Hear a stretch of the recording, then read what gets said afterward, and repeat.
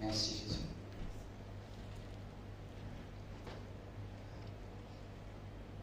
Luc chapitre 10, verset 25. Amen. C'est notre histoire que nous avons introduite dimanche dernier.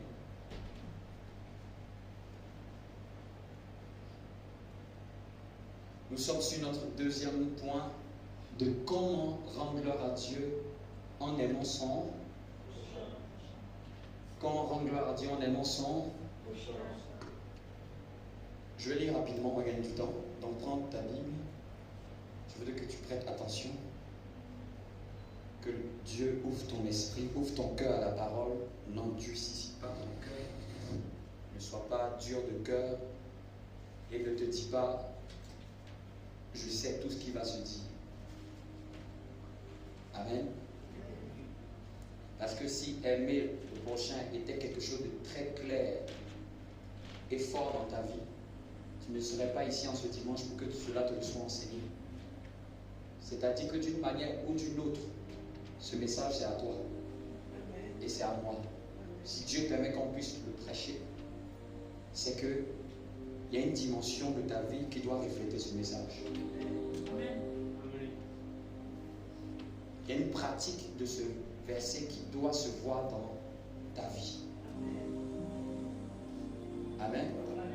Donc vous savez bien que lorsque les pharisiens ont questionné souvent Jésus, légèrement, ont questionné souvent Jésus, ils lui ont dit à plusieurs reprises, Maître, c'est quoi les commandements? Et on sait que, on avait déjà vu, le premier et le plus grand commandement qui est, tu aimeras l'Éternel de tout ton cœur, de toute ton âme et de toutes tes forces. Et c'est surtout dans Matthieu que le Seigneur maintenant dit, voici le deuxième, qui suit le premier, c'est que tu aimeras ton prochain comme toi-même. Amen. Et ce que vous devez savoir, c'est que pour les plus anciens, ils savent que le mot aimer qui est dit ici, ce n'est pas aimer comme seulement nous en français, nous le comprenons. Aimer, donc, il est mentionné, le fait que tu aimes ton prochain, c'est aimer selon le modèle de l'amour de Dieu. Quelqu'un me comprend? Ce n'est pas aimer selon nous, notre conception. Dieu a un modèle, a une formule de l'amour. Et c'est pour ça que dans le grec, c'est dit agapao, l'amour de Dieu, l'amour inconditionnel. Tu agapao ton prochain. Amen. Amen. Quelqu'un me comprend? Dis avec moi le modèle de l'amour de Dieu. Vous devez comprendre que le modèle de l'amour de Dieu est au-delà du modèle de l'amour des hommes. Le modèle de l'amour de Dieu n'a rien à voir avec notre conception de l'amour, avec la conception de même la moralité de la société. Le modèle de l'amour de Dieu est bien plus excellent, bien plus grand que la moralité humaine. Amen. Si quelqu'un croit qu'avec Dieu il va s'arrêter à la moralité, la bonne moralité, tu vas être choqué dans la Bible qu'il y a des choses que même la bonne moralité ne t'apprend pas sur la terre. Et le but c'est que nous devons être à son image. Et le but c'est que la Bible dit que c'est un commandement. Donc c'est-à-dire que après avoir aimé Dieu, la deuxième chose que Dieu nous demande de faire est de ne même pas discuter avec. C'est celui-là, le second. Amen. Quelqu'un me comprend? Amen.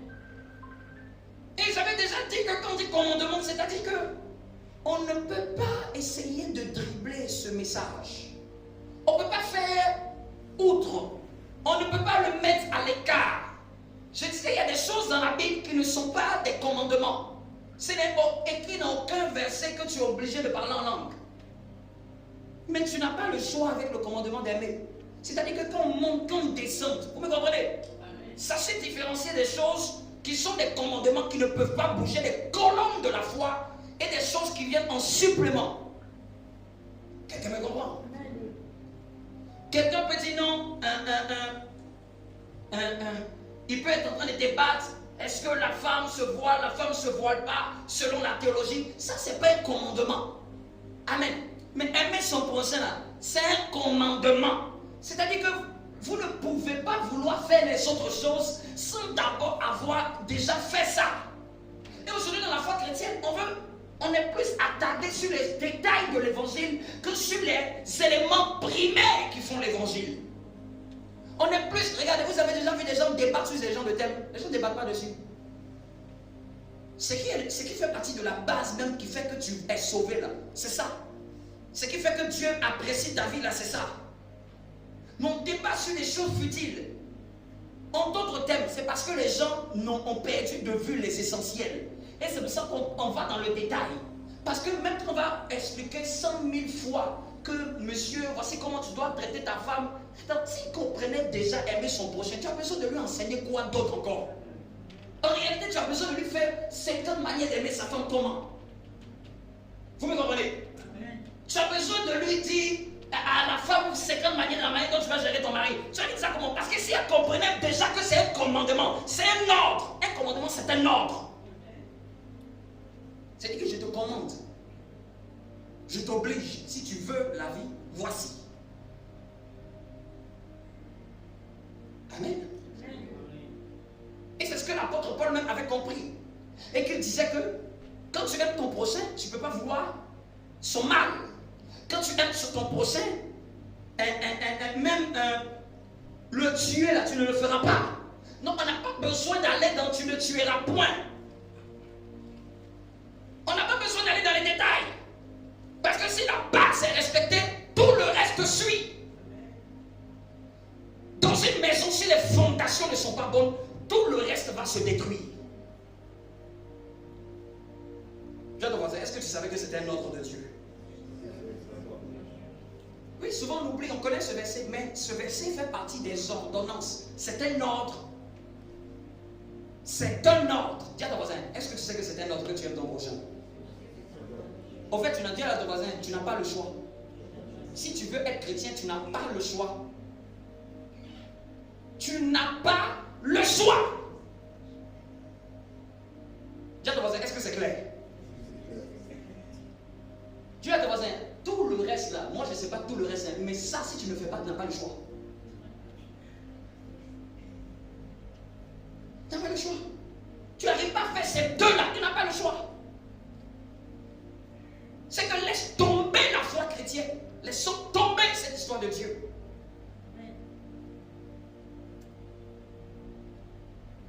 Dis à ton voisin, c'est un ordre.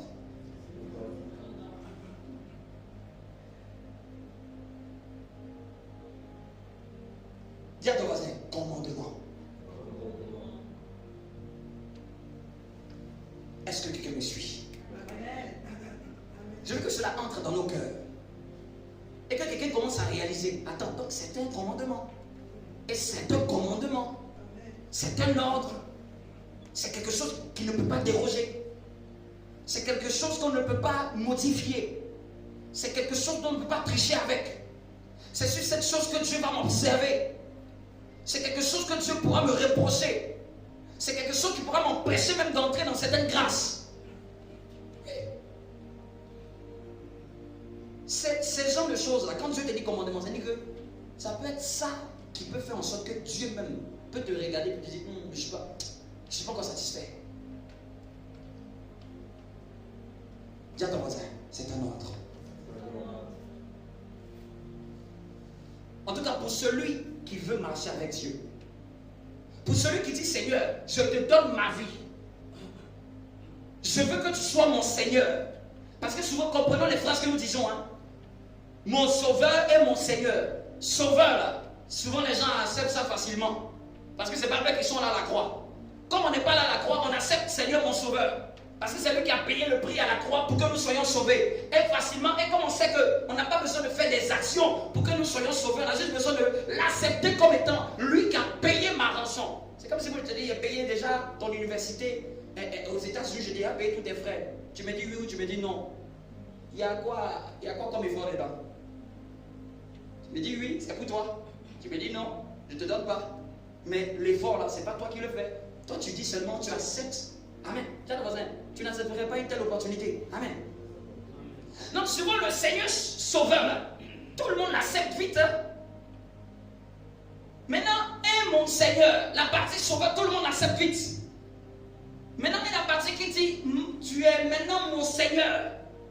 Mon Seigneur, là, c'est il est mon maître. Quand quelqu'un est mon maître, c'est-à-dire que je lui dois soumission et obéissance. Dis à ton voisin, c'est là que maintenant il va me demander quelque chose.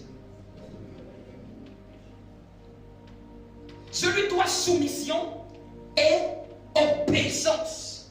Je lui dois de suivre ses principes.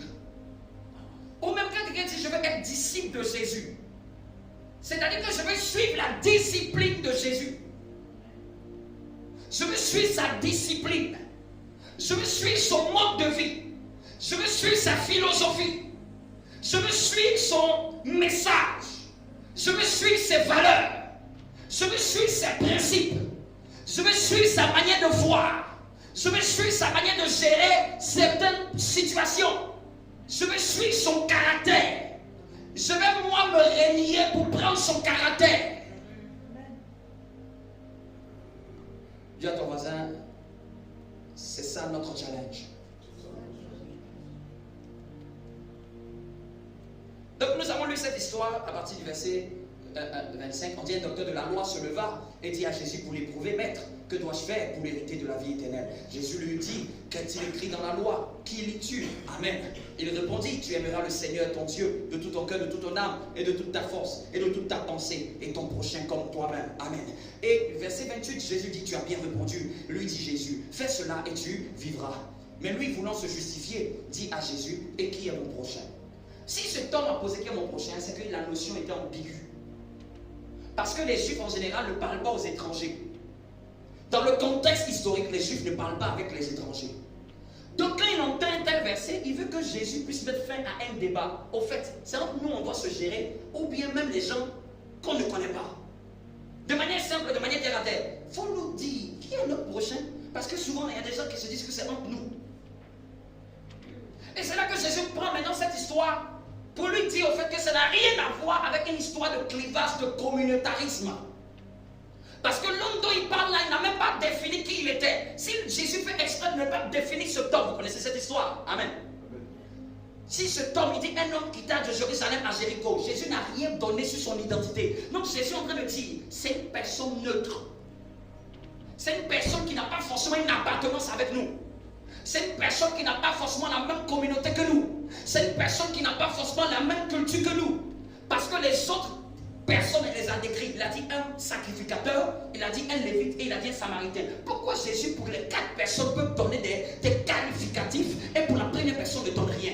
C'est que Jésus est en train de dire, la première personne, là, je vais faire en sorte qu'il n'y ait aucune information sur lui. Parce que s'il disait qu'un juif, on allait dire que c'est les juifs notre prochain. S'il disait un samaritain, on allait dire que c'est les samaritains notre prochain. Il a dit un homme, c'est-à-dire quelqu'un de neutre, lambda, X. Amen. Amen. Donc la première base, quand on doit comprendre qui est mon prochain, ce n'est pas simplement quelqu'un avec qui je suis dans la même mouvance. Ce n'est pas forcément avec quelqu'un avec qui je m'entends parfaitement. Ce n'est pas quelqu'un, ça ne se limite pas qu'à ça. Vous me comprenez? C'est toute personne que je peux rencontrer ou que Dieu peut permettre qu'on puisse se voir. Amen. Un procès, c'est toute personne à laquelle Dieu permet que tu sois proche de lui. Ça peut être quelqu'un qui est chrétien comme quelqu'un qui n'est pas chrétien.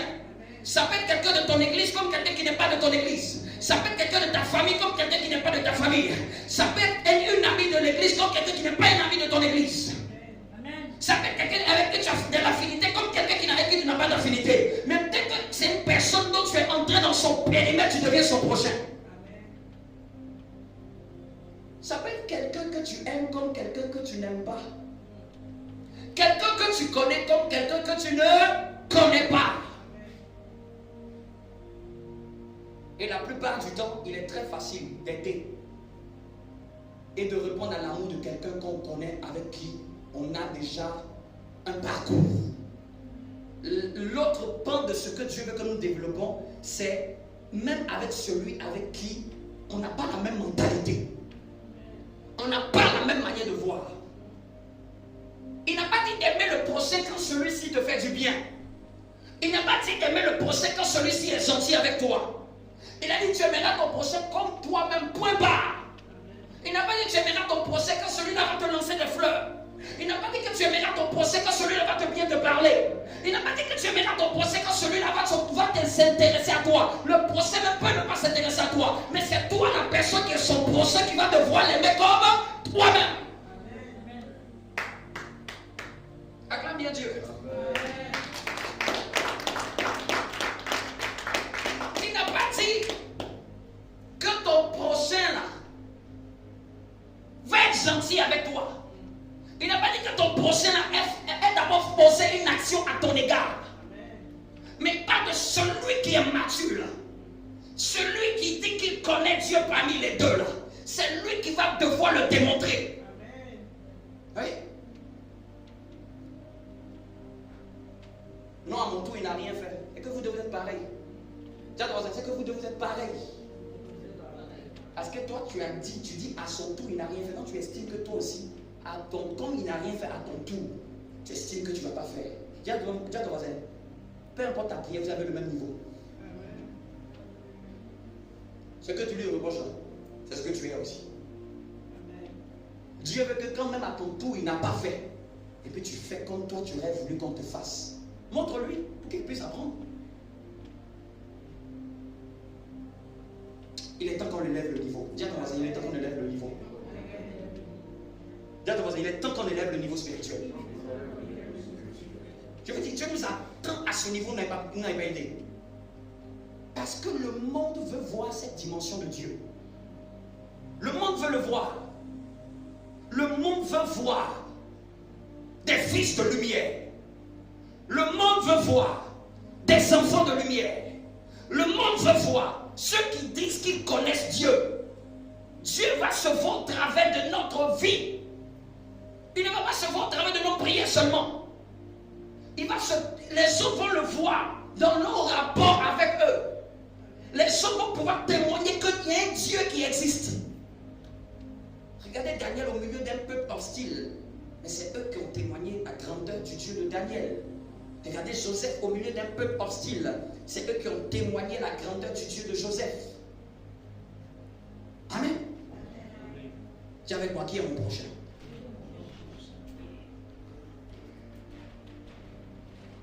Dis avec moi, qui est mon prochain? Donc 3 ans passent et voient un qui est dans le besoin. Donc c'est-à-dire que une fois que je suis dans le périmètre de quelqu'un qui est dans le besoin, je suis potentiellement la personne que Dieu veut utiliser pour l'aider. Ouais. Parce que sinon tu ne l'aurais pas rencontré. Sinon tu ne l'aurais pas vu. Comment ça se fait que il a pu arriver que tu passes près de lui, que tu puisses connaître son nom, que tu puisses savoir d'où il vient, que tu puisses être dans le même service que lui. Comment ça se fait que tu puisses être dans la même famille que lui? Comment ça se fait que tu puisses être dans le même métro que lui? Comment ça se fait que vous avez commencé à discuter dans le même avion? Comment ça se fait que vous avez commencé à vous voir quand vous étiez à l'église? Dis à ton voisin, tu penses que c'est un hasard? Comment ça se fait que tu as pris la nouvelle? Comment ça se fait que tu as observé qu'il y a quelque chose qui ne va pas dans sa vie? Parce qu'ici, c'est très facile de... Je vous dis tout de suite, si quelqu'un est dans la rue, est blessé, est touché à demi-mort, tout le monde va appeler les SAMU. N'est-ce pas? Hein? Ça, c'est le civisme. Aider son prochain, c'est plus que le civisme. Vous me comprenez? Au moins, tu vas prendre le 15, tu vas essayer d'appeler. Tu vois quelqu'un est couché. Mais il y a des gens qui sont couchés, mais ils sont bien debout. Dans leur âme, ils sont blessés. Et tu sais comment tu vas le voir? Tu vois qu'il n'est pas normal. Tu vois qu'il ne parle pas comme les autres. Tu vois qu'il ne réagit pas comme les autres. Tu vois quand il s'exprime là, tu sens qu'il y a quelque chose qui est blessé dedans. Dis à ton voisin, est-ce que tu peux voir jusqu'à ce niveau? Parce qu'aujourd'hui, il y a beaucoup plus de personnes laissées à demi-mort intérieurement. Nous nous voyons, il est bizarre. Dis à ton voisin, celui que tu dis qu'il est bizarre là, tu penses que tu as vu qu'il est bizarre comment? Dis à ton voisin, tu as eu quelle révélation pour savoir qu'il est bizarre? Sa bizarrerie là, c'est un message prophétique pour toi. Si nous n'arrivons pas à lire dans les événements ou dans les signaux que Dieu nous donne, nous allons rater souvent des opportunités de pouvoir être utilisés par Dieu pour changer des vies. Si toi, tu vois, les deux personnes, ils ont vu qu'il est bizarre, ils sont passés outre. C'est que la plupart du temps dans la société, quand quelqu'un n'est pas comme nous et est bizarre, nous tous nous passons à côté, nous le laissons. Nous estimons qu'en fait, il est bizarre. Comment il est? Non, lui là, non. Il est ingérable. Tout le monde passe outre. Pasteur passe outre. Lévite passe outre. Serviteur passe outre. Sacrificateur passe outre. C'est que tout le monde fuit la personne qui est blessée. Tout le monde passe à côté, soi-disant, ce n'est pas de ma faute. Ce n'est pas moi. Ça doit être quelqu'un à problème. Ça doit être une fille à problème. Ça doit être un frère à problème. Tiens, ton voisin. C'est là, mais il faut maintenant appeler le 15 du Seigneur. Parce que je vous dis, c'est très facile de dire qu'il y a quelqu'un dans la rue là, qui ne va pas bien, qui est couché physiquement. Tout le monde va avoir le civisme. Il y a beaucoup plus d'êtres humains qui sont debout, mais à demi-mort à l'intérieur. Et tu vas savoir pourquoi? Tu vas savoir qu'il saigne. Parce qu'il n'est pas heureux. Et souvent même le fait qu'il n'est pas heureux, ça se voit dans ses réactions. Ça se voit dans son comportement. Ça se voit, il y a un handicap, il y a quelque chose qui ne va pas. Tiens ton voisin, est-ce que tu vas passer à côté ou est-ce que tu vas essayer de t'intéresser pour savoir un peu plus?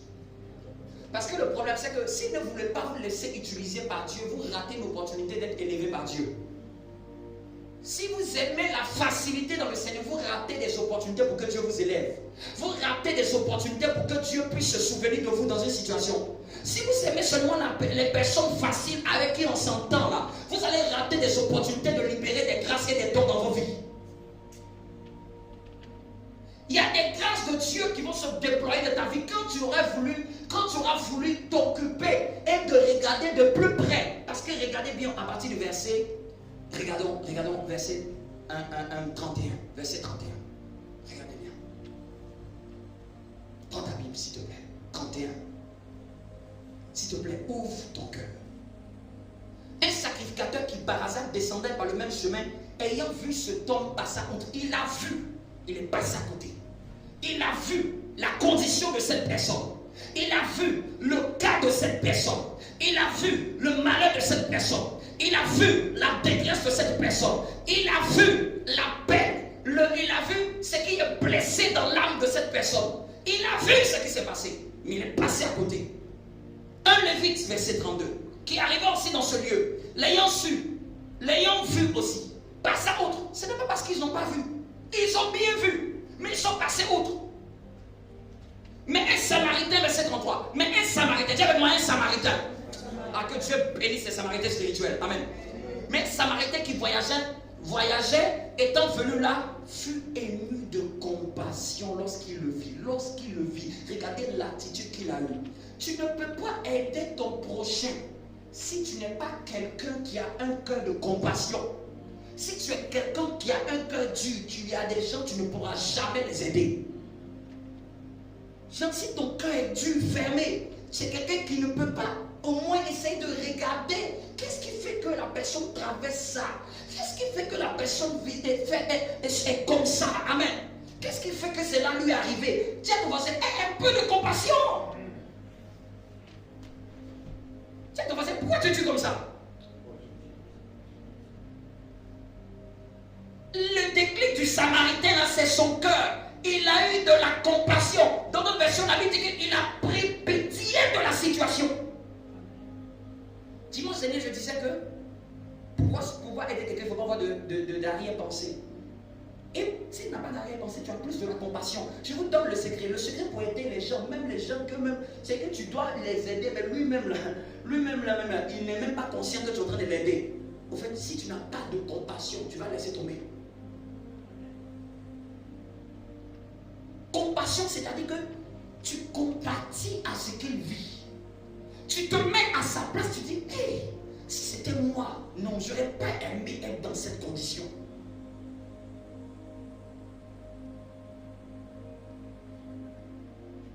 Dis à ton voisin, aie un cœur compatissant.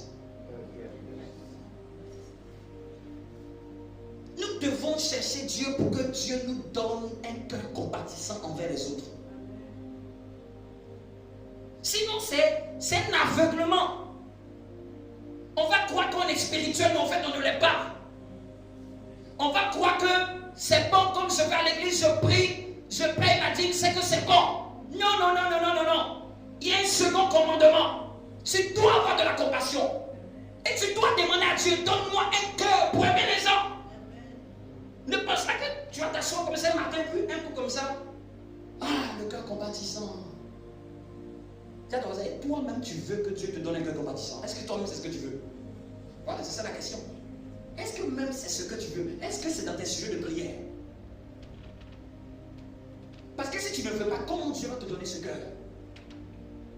Si tu n'as pas ce cœur-là, qui peut comprendre à la place, tu peux te mettre à la place de la personne. Parce que le contraire d'un cœur compatissant, c'est un cœur fermé, un cœur dur, un cœur insensible. La personne qui est proche de toi, tu le vois sa condition, mais tu es insensible, ça ne te dérange pas.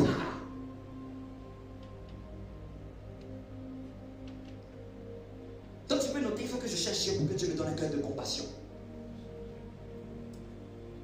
Pour vivre ce commandement-là, il faut un cœur de compassion.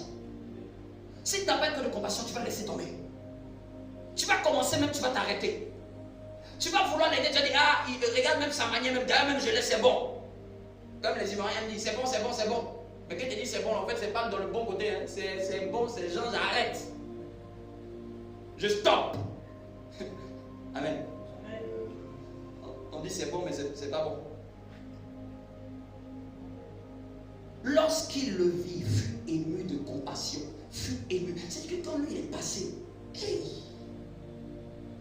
Tu sais, mais avant même d'avoir une... Est-ce que tu vois même ce que tu vois les autres? Est-ce que tu prends le temps de l'observer? Est-ce que tu prends le temps de regarder même leur vie? Parce qu'il y a des gens, ils n'ont même pas le temps de voir même les autres. Mais ce n'est pas voir dans les autres dans le but de les épier ou de les critiquer. C'est voir dans les autres et de voir ce qui ne va pas. Voir qu'il y a un problème dans ce collègue-là. Il y a quelque chose qui ne va pas dans son foyer. Et regarde ce qui s'est passé. Ayant fut ému de compassion, verset 34. Il s'approcha. Ce n'est pas le gars qui s'est approché de lui. Ce n'est pas l'homme qui s'est approché de lui. Quand tu as de la compassion, c'est pas, tu ne vas pas attendre que la personne fasse le premier pas. C'est toi-même qui vas t'approcher de cette personne. Tu vas essayer de te rapprocher d'elle. Aujourd'hui, on est dans une société où tout le monde est unipersonnel. Amen. Ce n'est pas un bon esprit. Parce que même ceux qui sont allés aux États-Unis disent que les gens ne sont pas comme ça. Les gens sont plus accueillants. Ou dans d'autres pays, dans d'autres contrées, les gens sont plus accueillants. Amen. C'est à nous de changer ça. Le Samaritain s'approcha de lui. Tiens, ton voisin, tu fuis ou tu t'approches de la personne?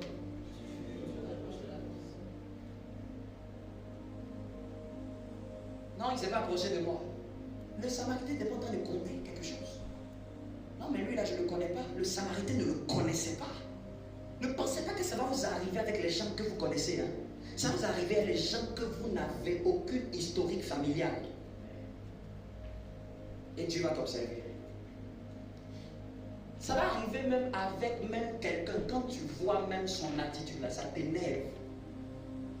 C'est-à-dire que c'est vraiment même fait même pour que ça t'énerve. Mais c'est placé devant par Dieu pour toi, pour que ça t'élève. Vous me comprenez? C'est fait exprès pour que ça t'élève. Et si tu comprends Dieu, ça va t'élever. Si tu comprends Dieu, ça va te bonifier. Ça va te rendre grand. Si tu arrives à saisir la pensée de Dieu, tu vas grandir en mentalité. Grandir en maturité. Tu vas être capable de pouvoir diriger les gens. Tu vas être capable de pouvoir être un leader. Tu vas pouvoir être capable de pouvoir emmener beaucoup de gens à faire ce que tu veux qu'ils fassent.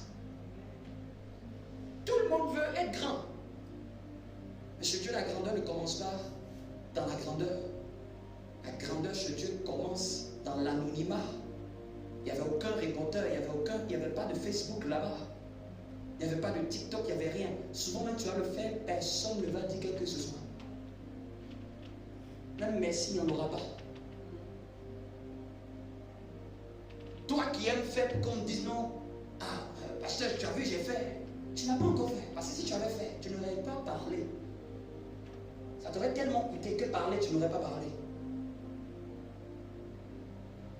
Tu as vu, j'ai fait. J'ai essayé de. Quand on fait, on ne parle pas. On fait. C'est le voisin. Fait au lieu de parler. Il s'approchait et puis il banda ses plaies. Il versant de l'huile et du vin. Et j'ai dit dimanche dernier que souvent pour aider quelqu'un, j'avais dit l'image de lui, c'était l'image de la prière. Souvent là, peut-être l'aide dont la personne a là, c'est peut-être que tu l'aides dans la prière, que tu portes peut-être sa situation. Amen. Que tu puisses être un intercesseur pour cette personne. C'est pas dire que d'être l'ami, son ami intime. Ça peut être seulement que tu sens qu'il y a de l'huile qui manque parce qu'il avait des plaies. Amen. Et que tu constates que peut-être il faut que je décède pour lui. Tu sens. Parce que si tu passes sur son chemin, c'est pas un hasard. Le fait même que tu questionnes pourquoi il est comme ça, c'est la question qui est en train de t'être posée. Qu'est-ce que tu fais pour répondre à ça? Qu'est-ce que tu fais pour répondre à ça? Moïse a tué un homme en Égypte. Si Dieu n'avait pas de compassion, Dieu allait-il appeler Moïse? Je vous pose la question.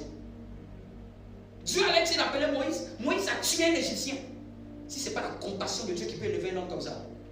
Si c'était nous, on l'a dit, toi tu as tué. Plus jamais tu vas diriger les hommes. Regarde dans la Bible, tout ce que Dieu a pris, Dieu a eu un cœur compatissant. Tant qu'ils étaient sincères, Dieu les a aidés. Amen. Dieu les a quand même tendu la main. Est-ce que tu me comprends? Amen. Acclame Dieu, acclame Dieu. Donc ça veut dire qu'il avait des plaies. Donc il s'approcha et banda ses plaies. Donc souvent, c'est les plaies de quelqu'un qui fait qu'il est en train de vivre ces situations. Ces plaies-là peuvent être traitées juste par quelqu'un qui va être seulement la personne qui va intercéder pour cette personne. Amen. Et on avait dit continuellement ce dernier qu'il ajoutait de l'huile et du vin. Et je dis le vin c'est de l'affection. Tu vas montrer de l'affection. Souvent il y a des personnes, j'avais dit dimanche, c'est de l'affection. Je vais vous dire quelque chose. Souvent tu peux vouloir aimer quelqu'un, mais tu ne sais pas comment lui comprend quand tu l'aimes. C'est ça même notre plus grande difficulté, même dans les relations. C'est-à-dire que toi tu l'aimes, mais la manière dont tu l'aimes là, lui ne comprend pas ça. Donc quand tu vas vouloir manifester ton affection, tu vas devoir te demander, qu'est-ce qu'on lui fait lui pour qu'il puisse savoir qu'on l'aime lui. Il y a des gens, ils peuvent sentir qu'on l'aime que quand on les a appelés. Il y a des gens, ils peuvent sentir qu'on l'aime que quand on les a encouragés. Il y a des gens, ils peuvent sentir qu'on l'aime quand on s'est intéressé à eux, juste intéressé. Il y a des gens, ils peuvent sentir qu'on l'aime juste le fait que tu es en compagnie avec eux. Le fait que tu les approches. Il y a des gens qui vont sentir que tu les aimes quand tu arrives à vouloir les aider dans leurs difficultés. De vouloir les aider, bien aimé. La compassion n'a rien à voir avec la gentillesse. La compassion est dans le même arbre que la bonté. La bonté, ce n'est pas la gentillesse. Parce que même quand tu vas lire plus tard, il a payé un hôtel et il a mis l'homme dedans. Il n'a jamais donné de l'argent à cet homme. C'est-à-dire ici même Dieu m'a donné une grande révélation. Il m'a dit quand vous voulez aider beaucoup de gens sur le plan humanitaire, ce n'est pas l'argent que vous allez leur donner. Vous allez devoir faire une institution. Que vous allez mettre l'argent dans cette institution. Et c'est l'argent de cette institution qui va prendre soin des gens à l'intérieur. Quand j'ai lu ça, j'ai eu comme une révélation. J'ai dit, mais il dit, regarde, cet homme n'a jamais donné de l'argent. Parce que quand on donne de l'argent, c'est juste pour pouvoir le soutenir. Ça n'aide pas forcément la personne. Il a remis les sous au gestionnaire. Amen. Amen. Sur le plan social, la Centre aussi le dit que pour pouvoir prendre soin sur les gens, sur le plan sociétal, des hommes dans le besoin, c'est pas quand vous allez le voir dans la rue, Ça, tu fais que le soutenir. Mais la véritable aide, c'est-à-dire que vous allez maintenant mettre cet argent dans une institution, dans une structure. C'est la structure qui va gérer la manière de traiter ces personnes. Parce que les hommes de ces structures auront été formés, auront eu la sagesse de la gestion, auront compris qu'en fait, ce n'est pas d'abord de le soulager, mais c'est de régler son réel problème. La gentillesse peut faire que tu donnes du poisson à n'importe qui, mais la bonté peut arrêter de donner du poisson dans le but de t'apprendre à pêcher. C'est ça la différence entre la gentillesse et la bonté. Quelqu'un a envie de fumer, si tu es gentil avec lui, tu lui donnes. La gentillesse là, c'est juste que tu ne te soucies pas au fait de régler le problème. Tu ne fais que cacher, pallier de manière momentanée. Et souvent c'est juste un sentiment, juste parce que tu es tellement gentil que tu fais. Il veut se droguer, il veut fumer, il veut boire. Comme il te demande et tu es gentil, tu donnes. Amen. Mais dans la Bible, Dieu n'est pas gentil. Dieu est bon. C'est plus haut que la gentillesse. C'est-à-dire que tu sais que la personne, c'est ça qu'elle veut. Tu vas chercher à comprendre et à aider à ce qu'elle puisse sortir de ce cercle, de ce système. La bonté va au-delà du besoin demandé. Elle règle le véritable problème de la personne qui cause ce besoin. Cet homme demandait à Pierre et à Jean, j'ai un besoin d'un peu. Pierre a dit, je n'ai ni or ni argent, mais ce que j'ai, je te donne. Il n'a pas répondu à son besoin, il a répondu à son problème. Amen. Cet homme était en joie, on ne lui avait rien donné. Parce qu'au fait, il avait un problème, mais il ne comprenait pas son problème. Il croyait qu'il allait combler son problème en comblant son besoin. Au fait, demander l'argent était la conséquence de sa paralysie. Mais Pierre, avec l'esprit, ont corrigé le problème de paralysie pour que le problème de demander là s'arrête. Amen. C'est ça la bonté. Voir au-delà du besoin. Donc souvent quand vous regardez seulement, vous êtes superficiel. Vous n'allez pas voir au-delà du besoin. Qu'est-ce qui fait que cette personne est dans cette situation? Qu'est-ce qui fait qu'il est arrivé jusque-là? Donc souvent, notre gentillesse, c'est de vouloir juste régler les besoins momentanés. Quelqu'un qui a la compassion, il va aller à l'origine. Il va chercher à traiter le problème à la racine. Tu vas te demander, est-ce que Dieu peut compter sur toi pour être un bon samaritain?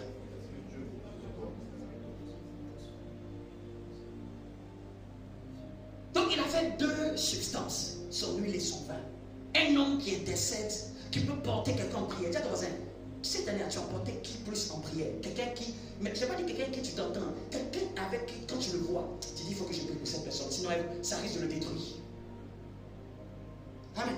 Tu as porté qui en prière? Tu as lutté pour vouloir relever qui? Tu as fourni quel effort pour relever quelqu'un qui était à terre? C'est en cela que ta vie sera bénie. C'est en cela que ta vie sera arrosée. Tu as relevé qui dans la prière? Tu as fait quoi à qui pour que la personne se ressaisisse? Et je parle surtout avec les gens avec qui tu n'as pas l'affinité. Mais les gens qui sont dans ta proximité. Ou bien tu le vois, tu penses que c'est quelqu'un d'autre qui va le faire. Dieu compte aussi sur toi. Il y en avait trois. Il y en avait trois. Mais il y a un parmi les trois. Il y a toujours beaucoup de personnes autour de ceux qui doivent être aidés. Mais ne pensons pas que tout le monde va avoir la même réaction.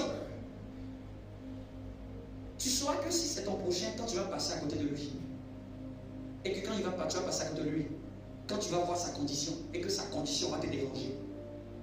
Maintenant, si sa condition ne te dérange pas, la condition de tout être humain ne te dérange pas, c'est qu'il faut prier pour revoir ton cœur. C'est que ton cœur est fermé, ton cœur est dur, ton cœur est insensible. Insensible aux cris d'autrui, insensible à la peine d'autrui, insensible à la détresse d'autrui, insensible à ce que l'autre vit, insensible à ce que l'autre, comment il est, insensible.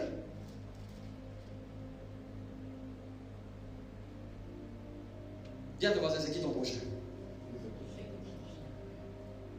Il a bandé ses plaies, il a conduit dans l'hôtellerie, il prit soin de lui.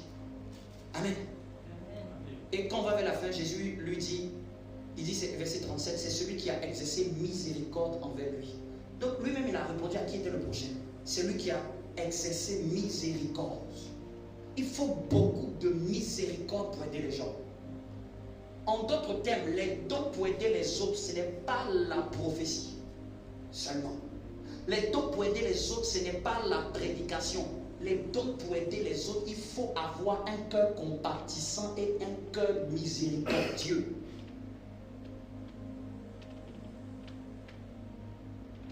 Et tu vas voir beaucoup de gens, ils ne peuvent même pas chercher tes petits. Seigneur, donne-moi un cœur miséricordieux. Seigneur, donne-moi la puissance, donne-moi l'élévation, donne-moi la grandeur, donne-moi les richesses, donne-moi la gloire. Il ne demande pas donne-moi la miséricorde pour les autres. La miséricorde, c'est la manière dont Dieu est. C'est ce qui fait de Dieu Dieu. Miséricorde. Je peux comprendre la douleur de quelqu'un.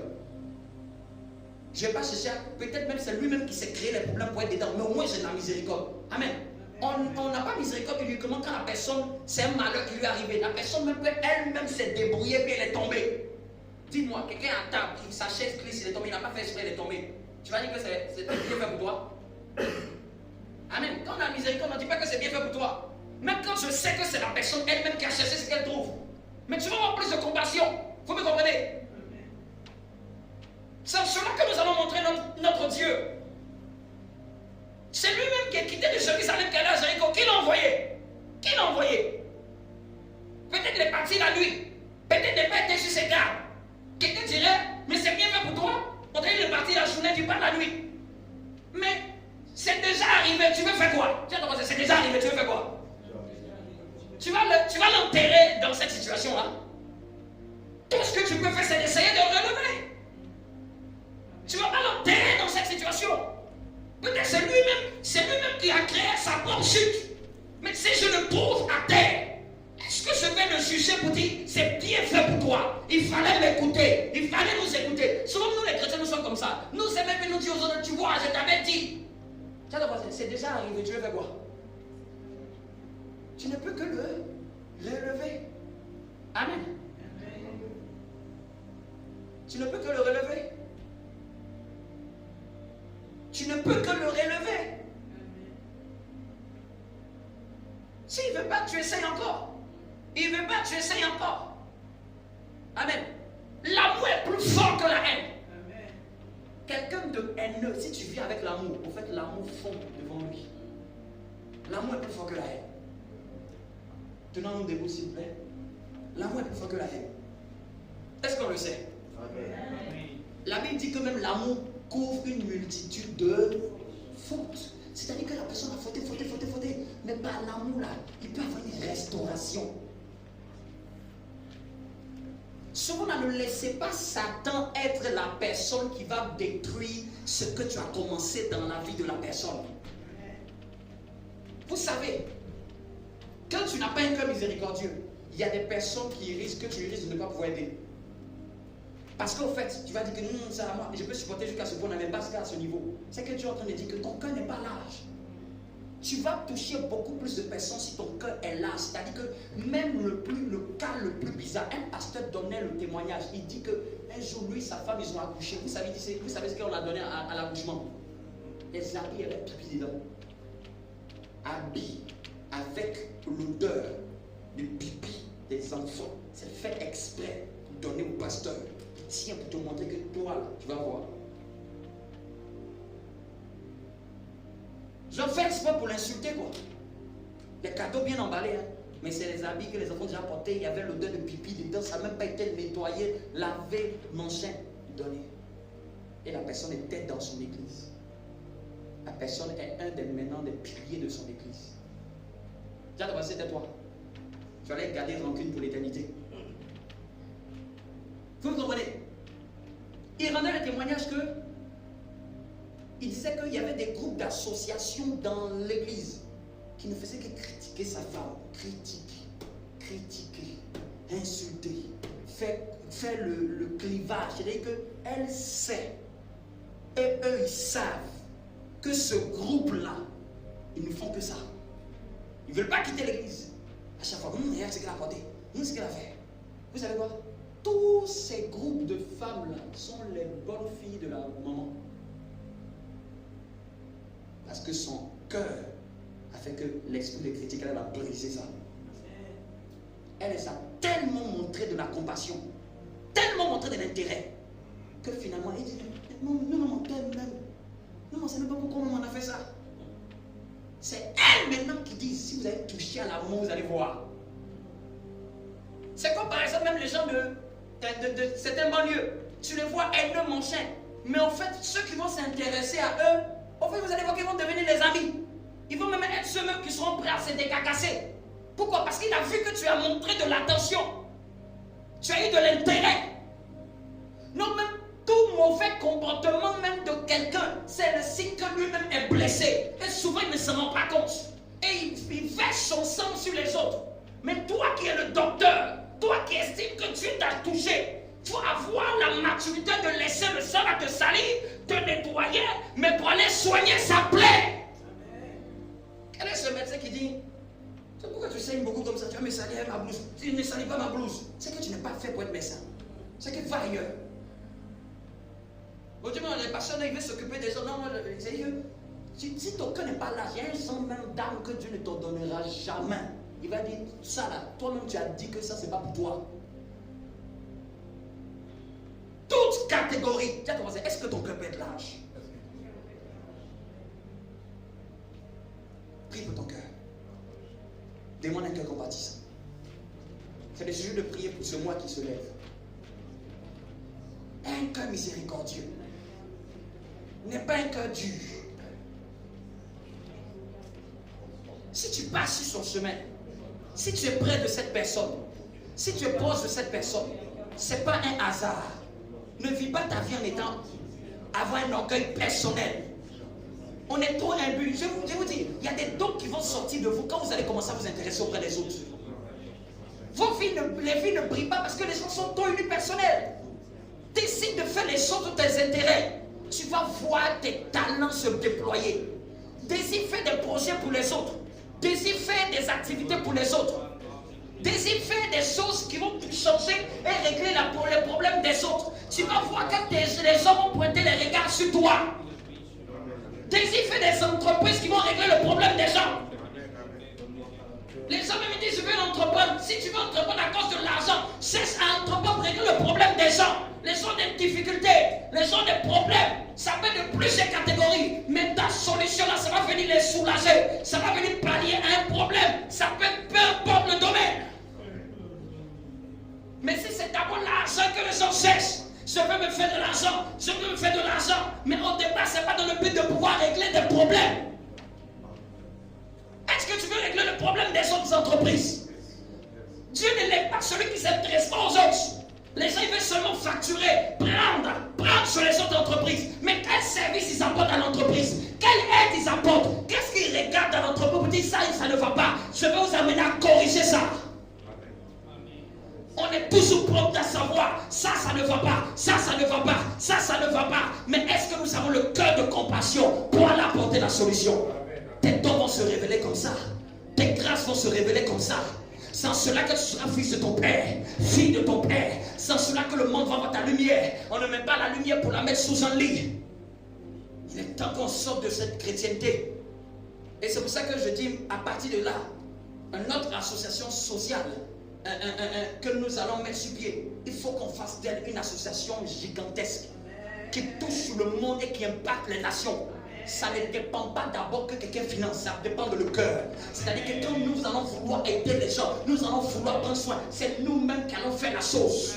Souvent, on n'a pas besoin d'attendre d'abord que les choses soient tout faites. C'est le cœur.